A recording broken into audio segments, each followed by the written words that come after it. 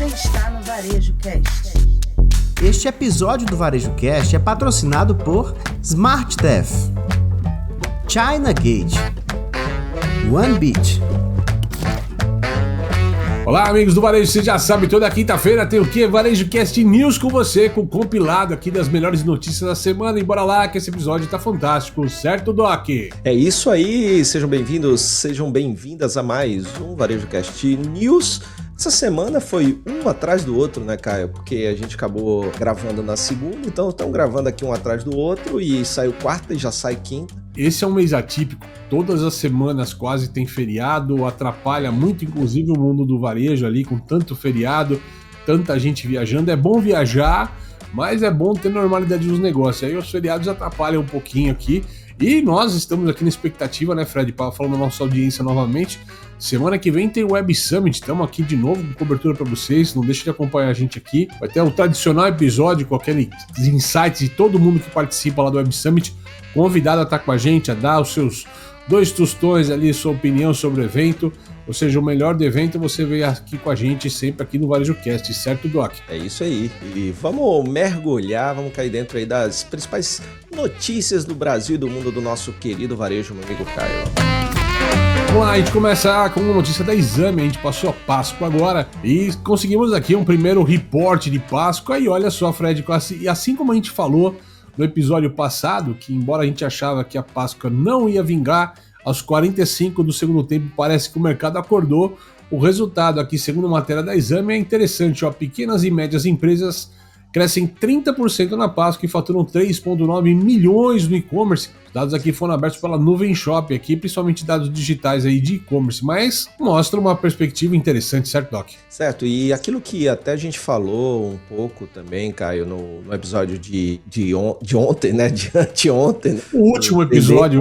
Quando a gente estava falando também dessa questão das confeitarias, das docerias, né, micro e pequenos empreendedores que entram com um produto de qualidade, como não tem aquela marca, eles conseguem oferecer um produto um preço que o varejo tradicional acaba cobrando, mas muitas vezes a pessoa pode escolher, né, ter mais opções, pistache, ninho, então acho que também teve um pouco disso aí da turma comprando muito no pequeno comércio local, daí esses números das micro e pequenas empresas. Né? Tanto que talvez a gente tenha até um reporte depois de maneira mais geral de mercado, lembrando, o Nuvem Shop está muito ligado aos pequenos negócios. Isso. A ABICAB, que é a Associação Brasileira da Indústria de Chocolate, Cacau, Amendoim, Balas e Derivados, ou seja, tudo isso colocado junto, já estava prevendo uma produção de 45 milhões de ovos de Páscoa, que seria equivalente a uma queda de 22% em relação ao ano passado. Então, se a gente fala que os pequenos venderam mais esse ano, a gente com certeza vai ver aqui alguns grandes vendendo menos aqui, principalmente em quantidade de ovos e tudo mais,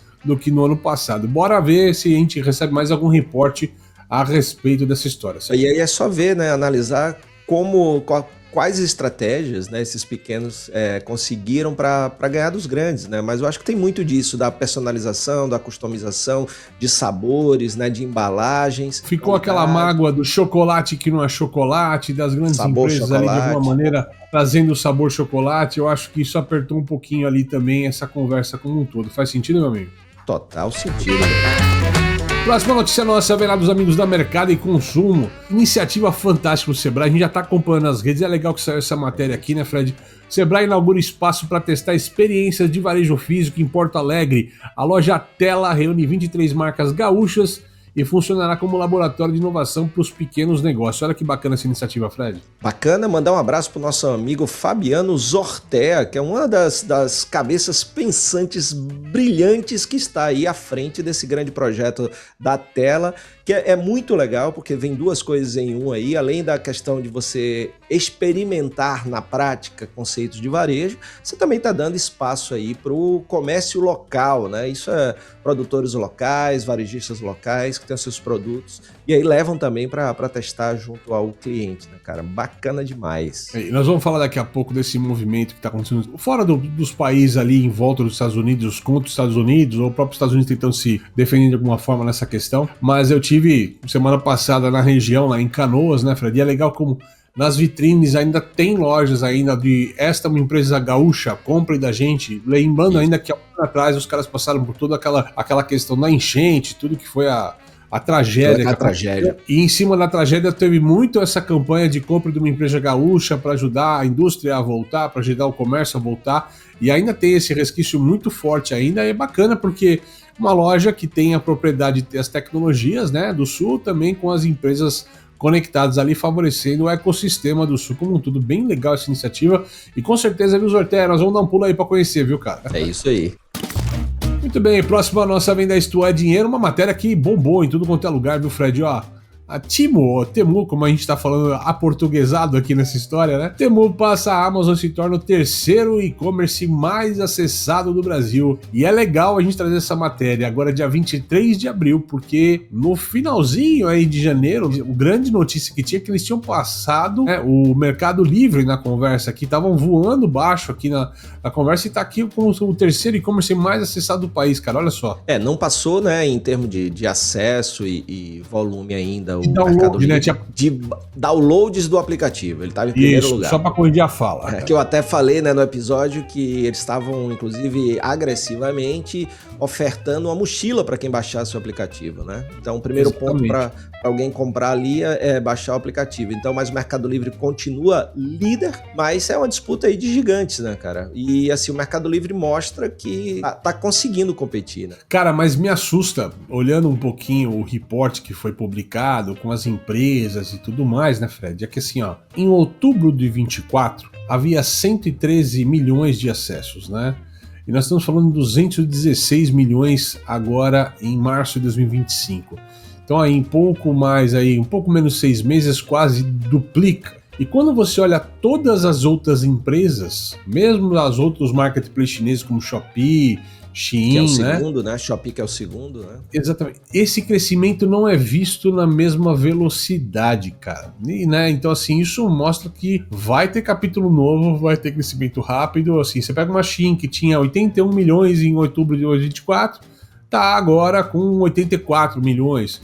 A Shopee com 226 está com 237, né? Então, assim, é uma aceleração gigantesca, né, de crescimento, e isso deixa Mercado Livre e Shopee, que é o primeiro e o segundo dessa lista, preocupados ali, com certeza, cara. E a gente vê, assim, que queda mesmo foi o da Amazon, né? Então, a Amazon, ela apresentou queda na posição. Então, o Mercado Livre em primeiro, Shopee em segundo, Temu em terceiro, Amazon em quarto, OLX em quinto, Samsung, cara, interessante, em sexto, Shein, né, que todo mundo fala muito deles, sétimo, iFood, oitavo, olha aí, o que poderia ser um super app bacana pela quantidade de gente que utiliza, Magalu, oitavo, aí representando também o nosso Brasil, e AliExpress, o nono, né? Agora, o papo, nós vamos falar desse player agora na próxima matéria, né, mas meu feeling é que a Amazon, que sempre foi um ápice, pelo menos para nós da entrega rápida, tá perdendo um pouco, e acho que é por isso que tem essa segunda matéria que a gente vai falar agora, né, Fred? Pequenas empresas, grande negócio, a Amazon amplia a opção de entrega e começa a operar com 532 pontos de retirada no Brasil, cara. A modalidade inclui parceria com estabelecimentos comerciais, o objetivo é ter até 3 mil endereços até o final desse ano, ou seja, de 530 de retirada para quase 3 mil ali até o final do ano. É agressivo e a busca aqui com certeza é velocidade de operação, certo, meu amigo? Certo. A gente já tinha, né, Caio, em alguns pontos, alguns pequenos varejistas se colocavam como ponto de coleta e também da logística reversa e ganhavam com um valor por cada remessa recebida ou devolvida, né? Então, para alguns pequenos negócios em alguns bairros, passa a ser até uma fonte de receita que, dependendo do volume, pode ser relevante também. Tráfego também, né, cara? Tem a fonte de receita, que é importante, mas para muitos negócios que podem estar meio parados, acaba gerando tráfego. As pessoas vão lá retirar produtos ou vão enviar seus produtos, né? Então, acaba tendo uma movimentação. Aqui perto de casa tem uma copiadora, tem alguns negócios assim que não seriam negócios que estariam com o balcão bombados, mas viraram grandes ali, hubs de entrada e saída de mercadoria. Bem interessante o modelo. E vale lembrar, né, que nos Estados Unidos, com toda essa dificuldade das lojas de departamento, né, tipo Macy's e tudo, a Kohl's, né, foi no sentido contrário, ao colocar dentro de suas lojas ponto de coleta e de envio, né, de logística reversa da Amazon, cara. Exatamente pensando nesse fluxo e em renovar uma clientela também. A Nordstrom, quando a gente teve uns 3 anos atrás, se não me engano, a Local também fazia um modelo parecido também, não fazia, Fred? Só que a Local fazia para todo mundo, né? Então podia ser para todo mundo. Ele fazia um serviço para a comunidade, que qualquer devolução. Então, o pessoal da UPS, pessoal da DHL, pessoal do próprio Correio Americano, né? Então, eles recebiam de todo mundo. Bem lembrado. E é legal lembrar também, né, quando a gente fala da importância para fluxo, para gerar pessoas na loja, a Nordstrom Local, um dos grandes cases, não era só um modelo em si, mas é que uma local dessa aumentava o próprio comércio do e-commerce, né, em mais de 30%, que as pessoas entendiam que aquela loja é uma âncora próxima, então teria uma certa mais confiança, né, para poder comprar naquele local, uma vez que estivesse ancorado com uma agência, um ponto de retirada, né, Fred? É isso aí. É bem interessante, principalmente as pessoas que ficam muito tempo fora de casa, né, que a encomenda para ser recebida tem que ter alguém para receber. Por exemplo, nos Estados Unidos, quem opta muito por isso são ou os turistas ou aquelas pessoas que não têm portaria onde elas moram, então estava tendo muito furto de produtos que eram deixados ali, e aí por causa disso a Amazon começou a distribuir dentro de outros pontos de venda, né, para poder facilitar, não só facilitar, mas também proteger os seus produtos. Anedota à parte aqui, eu não vou lembrar o nome do youtuber, mas eu estava vendo com meu filho esses dias um youtuber que ele apronta exatamente com essa questão dos roubos de mercadorias, né, principalmente em época de Natal, Black Friday. Cara, o cara montou uma câmera que faz uma bomba de glitter no ladrão, filma o ladrão e faz uma bomba de quando ele abre a caixa. Pegadinha com o ladrão, né? Garanto pra você que nenhum ladrão foi reclamar que tava usando a imagem dele. Vamos lá, notícia aqui da Nelfeed. Olha só, a Anitta, a cantora famosa, entra pro Mercado Pago e dispara contra o seu antigo sócio Nubank. A cantora empresária se torna embaixadora do banco digital do Mercado Pago e solta alfinetadas contra o Nubank. É isso mesmo, Fred? Assim, hoje isso virou todo mundo comentando, principalmente, não pela mudança, né? Mas aí a gente vê que não é uma sociedade quando você chama esses influenciadores. Alguns até têm, né, Caio? É um percentual ali na empresa, mas outros recebem um salário para ser a voz, para ser a imagem. E ela sai do Nubank, vai para o Mercado Pago, só que ela não só saiu. A primeira comunicação da marca, do Mercado Pago, da chegada dela, já foram com alfinetadas que criticam o serviço oferecido pela Nubank. E aí alguns estão comentando, será que isso é uma jogada interessante? Será que eticamente isso é bom? Vale lembrar que aqui no Brasil, esse tipo de competição entre concorrentes, onde você fala mal do outro, que é muito comum nos Estados Unidos, principalmente a gente viu assim vídeos e vídeos assim hilários entre Coca-Cola e Pepsi, Coca-Cola, Burger King e McDonald's e Burger King, né? Ou seja, lá é muito comum, o americano leva isso muito bem. Eu não sei aqui como é a repercussão de uma coisa dessa, cara. Eu vi algumas críticas em relação a isso. Eu não sei. Cara, acho que marca... Isso, opinião, né? Opinião pessoal, visão pessoal. Acho que as marcas brincarem entre si, não vejo nenhum problema. Agora, quando você põe uma pessoa, uma autoridade falando de outra marca, eu acho que essa é uma camada desnecessária. Eu não vi a propaganda, não acompanhei, infelizmente não vi essa propaganda para entender o teor do conteúdo, mas e se eu fosse o artista, eu nunca toparia falar mal, principalmente se for uma empresa que eu saí, né, e fazia anúncio e tudo mais. Eu acho que não é uma coisa muito bacana, não. Porque aí a pessoa pode pensar, bom, então agora essa outra empresa só é boa porque você está nela, né? E se você for para outra, você vai sair também falando mal, né? Então tem esses questionamentos aí. O mundo corporativo não é tão bacana, né, cara? Por mais que você pode ter desavença com uma empresa que você trabalhou, você não sai criticando abertamente a público nessa história. Mas é da vida e tudo mais. Ó. Vamos lá. A gente vai para um rápido break e a gente já volta com o nosso Varejo Cast News para você. Bora lá. Importar da China nunca foi tão fácil. Com o container compartilhado China Gate da importação digital, você dobra seus lucros todo mês. Tarifas a partir de $250 por metro cúbico. Cuidamos de toda a papelada e armazenamento. Negocie com seu fornecedor, nós cuidamos da logística. Simulação de custos em até 48 horas e anuidade de apenas R$ 1.500. Importe quantas vezes quiser de até 5 fornecedores diferentes. Acesse chinagate.com.br e embarque hoje mesmo nessa jornada de sucesso.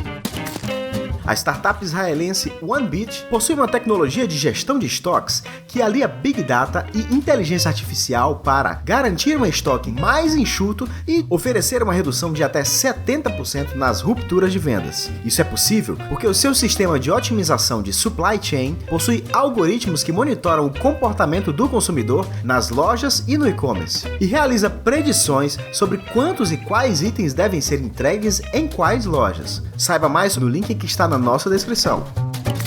Amplie a retenção de vendas da sua loja e aumente o faturamento. Capture o pagamento do seu cliente no exato momento da decisão da compra, sem precisar encaminhá-lo para a fila do caixa. Conheça o SmartTEF, uma solução de pagamentos integrada ao seu sistema, seja no PDV, orçamento, pré-venda, pré-conta ou até mesmo no delivery. Com o SmartTEF você ganha mobilidade dentro ou fora da loja, sem abrir mão dos benefícios da segurança do tradicional sistema de TEF. Converse com a sua empresa de software e conecte-se ao SmartTEF. smarttef.com.br. Fácil, rápido e seguro.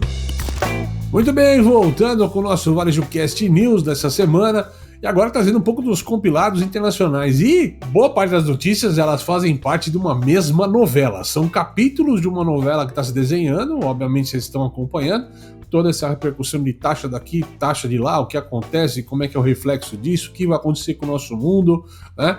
Então, faz um pouco desse cenário, né, Fred? A origem da palavra novela vem de novelo, né, que vem lá da época que Teseu entrou no labirinto para ir atrás do Minotauro. É brincadeira. Ah, então é por isso que tem muita coisa de traição, né? Porque tem um touro no meio da história. Não, aí é você que tá falando. Eu tô falando uma questão de puxar o novelo, ou seja, não, porque a novela tem o Minotauro, touro, novela, traição, então por isso tem muito sempre uma intriga. Uma intriga, uma treta, né?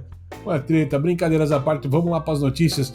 Primeira vez lá da Entrepreneur, olha só. E é uma notícia que a Tesla, né, cara? Tá testando, né? Tá treinando seu inglês aí, né, pro Web Summit. Pro Web Summit. Em São Paulo a gente fala We on the tape, é nós na fita. Com a ação aqui caindo mais de 70%, ou 70% da Tesla, né? O Elon Musk aqui tá querendo perder menos tempo com Doge, criptomoedas e por aí vai, certo, Doc? Tá azedando lá pro lado dele, cara? Cara, isso aí, essa questão de ele ter assumido uma posição política de uma maneira tão veemente, assumido um novo departamento que não existia no governo americano e sendo responsável por diminuir custos a partir da demissão de pessoas, isso não se mostrou popular nem nos Estados Unidos, nem fora dos Estados Unidos. Então, a gente já falou aqui que a BYD passou a Tesla em vendas de carros elétricos na Europa e nos Estados Unidos a gente está vendo aí, num geral, cair 70% é muita coisa. Então, a ideia dele é abandonar, sair da Dodge, né, que é o departamento de análise e performance e custos, para poder ver se, agora eu acho que o estrago tá feito. Eu não sei, né, se é só sair que as coisas voltam a ser como antes. Eu não acho que é a ausência dele na Tesla, eu acho que é a imagem dele ligada a uma vertente política, né? Eu acho que isso acontece em vários lugares. Quando a gente fala para você abraçar uma causa, para você defender o que você defende, eu acho que tem muito de coisas que você tem que ter cuidado ao mexer. Política, religião, principalmente são coisas que são levadas muito a sério, né, pelas pessoas. E aí eu acho que tá acontecendo isso com o Elon Musk, né, cara?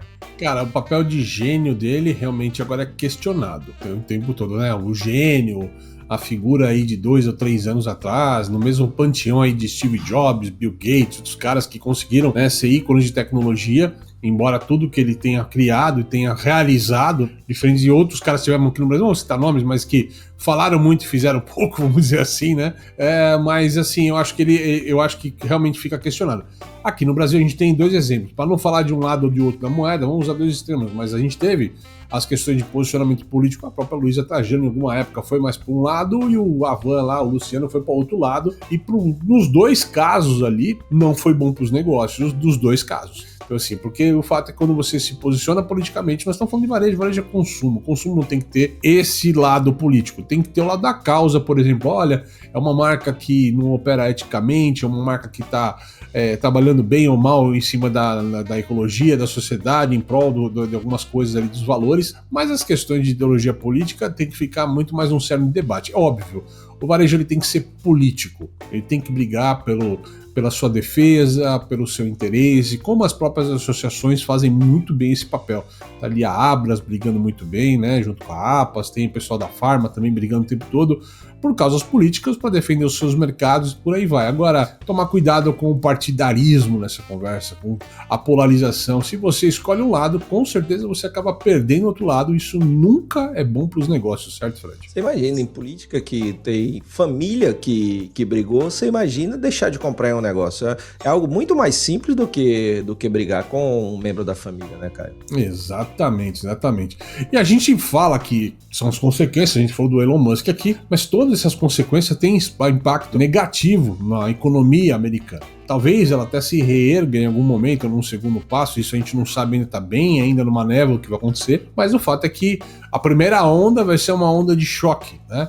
E tanto que a própria Retail Customer Experience está falando aqui como comportamento do consumidor, os consumidores estão priorizando o quê? Preços baixos. Então, assim, apertou o bolso em meio a um cenário de economia mais complexa, certo, Doc? Certíssimo, né? Esse é um elemento, eu me lembro demais o John Furner do Walmart falando, que esse é um tipo de crise que o varejo está acostumado, né? Assim, de momentos de economia mais difícil, o consumidor ele vai encontrar uma maneira de continuar comprando, né? Então ele vai um pouco mais longe para comprar mais barato, ele compra menos, né? Ele muda de produto, ele muda de fornecedor, ou seja, esse é um ponto, né? Então isso é o que a gente está vendo, é o que é natural, ou você diminui a cesta, ou você muda de fornecedor até as coisas melhorarem, né? Então aqui, ó, mais de metade dos consumidores, 55%, planeja priorizar aí produtos com preços mais baixos quando estiver comprando aqui nos próximos meses. E 33% dos varejistas, aqui que os consumidores, né, os shoppers, né, vão buscar novas maneiras aqui de salvar aqui, até armazenar produtos, né, cara? O americano tem essa história do porão lá com um monte de galão, um monte de caixa e tal. A corrida e velha e boa corrida da pandemia de papel higiênico, né, cara? Tá voltando um pouco essa conversa de criar estoques aí frente a uma inflação que pode vir a galope, né, meu amigo? É tudo essa questão no período de incertezas, né? Você não sabe o que vai vir ali na frente. Agora, um ponto importante é que as empresas, por mais que elas tenham que mudar certas coisas, mas aquilo que a gente falou no episódio de TIP, né, da Tendências e Pendências dessa semana, quando a gente estava falando da questão da verdade, da transparência. Então, algumas empresas estão aplicando reduflação, que a gente já falou aqui bastante, né? Reduflação, bom termo. Aliás, eles não é para trocar a vinheta aqui, mas vamos lá, solta alguma vinheta aqui pra gente, de dicionário VarejoCast aqui. Reduflação, por favor, Fred. Então, muitos diminuindo a quantidade de produtos na embalagem para manter o preço, diminuindo produtos, ou diminuindo produtos para diminuir o preço. Você diminui o preço, mas também diminui o produto. Mas em sua maioria, para ter mais margem, estão diminuindo o que tem no conteúdo sem diminuir o preço, né? Então, é o menos pelo mesmo, né? É menos pelo mesmo. E um outro ponto, né, além da reduflação, são esses mudar ingredientes, colocar coisas com menos qualidade, que são mais baratas. A gente já falou aqui o saborizado, o sabor tal coisa. Sabor café, sabor chocolate, leite, bebida láctea, né, composto lácteo, essas coisas aí. É pior do que bebida láctea. Bebida láctea é iogurte, né? Composto lácteo. Nossa senhora. Então isso aí tem que ficar de olho, porque aí o consumidor diz assim, poxa, o cara está se aproveitando da minha condição agora, não está sendo transparente, não está sendo ético, né? Então, também cuidar nisso aí. E assim, tende a respingar um pouco no Brasil essas questões de preços, de consumidor, tal, porque não adianta. Por mais que a onda bata forte lá nos Estados Unidos, alguma vibração de onda vai chegar aqui pra gente também, de um jeito ou de outro. Seguindo aí na mesma tônica, né, cara? Na mesma tônica, com uma outra notícia aqui da Footwear News, falando que, olha, são mais de 40 mil lojas aqui, segundo aqui a matéria, que tem previsão de fechar até 2029. Mas, segundo a matéria, algumas lojas de sapatos aqui, footwear, né, vão continuar ainda segurando o tranco aqui em meio a essa tempestade, certo, Doc? É isso, Caio. Essa matéria é bem interessante. Eu dei uma aprofundada, fiz um estudo um pouquinho sobre ela, porque, na verdade, ela mostra um caminho para onde o varejo está indo até 2029. Então, segundo a matéria, quem tende a resistir a esse fechamento de mais de 40 mil lojas são marcas como On, Hoka, UGG, Ralph Lauren, que tem foco direto no consumidor e alto poder de margem, né? Essas empresas têm controle de toda a jornada, desde a produção. É o famoso DTC, né? Direto ao consumidor. Exatamente. É isso que eu falei, a indústria, né? Trabalhando sem intermediário, né? Exatamente. Uma segunda, que é uma categoria de expansão, são os artigos esportivos. Marcas como a Dick's Sports e a Academy Sports estão abrindo lojas e ganhando mercado, porque o esporte virou hábito, né? Poxa, todo mundo, você vê a quantidade de pessoas praticando esporte, saúde, performance, se tornaram parte da rotina, né? Não só lá, como aqui também, né? E o varejo físico segue relevante por causa dessa entrega da experiência. Por outro lado, quem deve encolher são grandes lojas de departamento, redes dependentes de shoppings. A lógica é simples: alto custo, baixo diferencial e pouco vínculo com o consumidor. Outra coisa, o digital segue crescendo, segundo a matéria. O e-commerce pode chegar a 27% do varejo total até 2029. Nós estamos falando de Estados Unidos, então é um crescimento aí. A gente ainda não tinha passado os 20%, então até 2029 a ideia é chegar até 27%. Hoje está em... Ou não, né? Ou não, porque todo estudo saiu antes da tempestade. Agora a gente não sabe. Exatamente. Mas o que cresce mesmo é o varejo com canal forte, marca forte, presença forte. Não é só estar online, é ser relevante em todos os pontos de contato. Isso a gente fala muito aqui. E por fim, o custo de operar no varejo está subindo. Tarifas, logística, mão de obra, tudo está pressionado, né? Então, pequenas e médias sem diferenciação vão ter mais dificuldade. E o jogo, Caio, vai exigir mais estratégia, mais presença e mais propósito. Ô Fred, tem tudo. Acho que foi o ano passado, eu escrevi alguma coisa sobre um grande resumo do que seria as lojas do futuro, né? E menos na tecnologia, mas mais nas questões ali a mais abertas. E uma delas que é muito óbvia para mim e para você é que cada vez mais vão ter menos espaço para lojas gigantescas querendo ser especialista em tudo, e cada vez mais operações, digamos assim, inteligentes, né, cara? Inteligentes, com um mix mais adequado, curva ABC bem trabalhada, ou seja, tá lá o que vende, o que não vende não tem que estar exposto na loja, mas pode estar numa cauda longa no digital, né, numa prateleira infinita, que é um termo que se usa bastante, mas eu acho que as lojas vão ter que criar outras atmosferas, né? Eu acho que a gente vai estar enxugando isso. A gente já vê hoje banco no Brasil, por exemplo, todas as grandes agências se tornando pequenas lojinhas, né? Pequenas agências, eles chamam inclusive de varejo, de loja, aquilo. Estamos vendo as grandes redes, inclusive redes aí de fast fashion que tinha no país, enxugando lojas. Tá aqui todo mundo comemorando essa semana a H&M anunciando mais uma loja no Brasil, vai ser 4 lojas agora e tal, mas isso é raro. A gente tá vendo exatamente o passo contrário. No shopping, cada vez que sai uma loja gigante, uma loja grande, tá virando 3 ou 4 outras lojas menores, não tá virando uma outra loja gigante. Não tem mais espaço para tanta loja tão grande assim, até por todos os custos que você está colocando, que cada vez mais tem aumentado, né, Doc? Perfeito, é isso mesmo. E pra gente fechar esse VarejoCast, uma notícia interessante aqui, ó. Tá com um site nacional, mas tem um cunho internacional. Virada Consumidor Moderno, o ChatGPT, exatamente ele, fecha um acordo com o Washington Post para usar o jornal como fonte. Olha lá, tá vendo só? Questões éticas. A parceria permite que a ferramenta de IA exiba resumos e links da publicação em resposta em perguntas relevantes, ou seja, faz sentido, né, Doc? Tá, a gente vai ter que entrar num caminho desse de alguma maneira, né? Exato, acho que isso vai muito ao encontro do que o Perplexity já faz, e aí ele buscando também uma maior confiabilidade, uma maior credibilidade na entrega. Então você tem que se associar a organismos, a entidades como essa, que tem credibilidade, que tem ali a fonte e o link também para prover, né, Caio? E ainda no link, saiu isso num tweet do Sam Altman, né, da própria OpenAI, um comentário dele, mas isso virou uma bola de neve na internet, né, Fred? A gente tava conversando aqui nos bastidores, né, que o por favor, ou o obrigado, ou as frases começam a ser o novo canudinho de plástico, né, da sustentabilidade aqui, né, brincadeiras à parte da metáfora, é que cada vez que você cria uma nova frase, você tá conversando, cada pergunta ou resposta seria equivalente a quase uma garrafinha de 500 ml de água desperdiçada. Só que então, isso cria uma nova visão ali, de encarar o mundo, encarar como se usa a IA de forma sustentável, será, cara? Cara, aí tem 2 caminhos, né? Tem 2 vieses aí, vamos. Um é de você usar de uma forma mais inteligente, usar quando fizer sentido e tal, mas ter cuidado também para não escrever menos, ou seja, a qualidade do prompt, do comando, muitas vezes você tem que ser extenso para explicar do jeito que você quer. Por outro lado, é uma provocação muito interessante para as empresas, né? Tipo OpenAI, tipo DeepSeek, todas essas que trabalham com isso, de procurar maneira de baratear esse custo, né, Caio? Exato, Fred, eu vou falar pra você, essa história de criar bonequinho, de criar imagem, de ilustração. Quantas vezes a IA errou o que eu não queria e quantas imagens foram feitas ali sem a mínima necessidade. Ou seja, no final do dia, milhões de pessoas ali criando coisas que não são nem utilizáveis, né, cara? Esse talvez é um grande viés para a gente olhar ali no futuro. Mas quem sabe isso vira pauta para um próximo Varejo Cast tendências e pendências para você, sabe? Sempre lembrando, toda terça tem tendência e pendência, toda quinta-feira tem o News.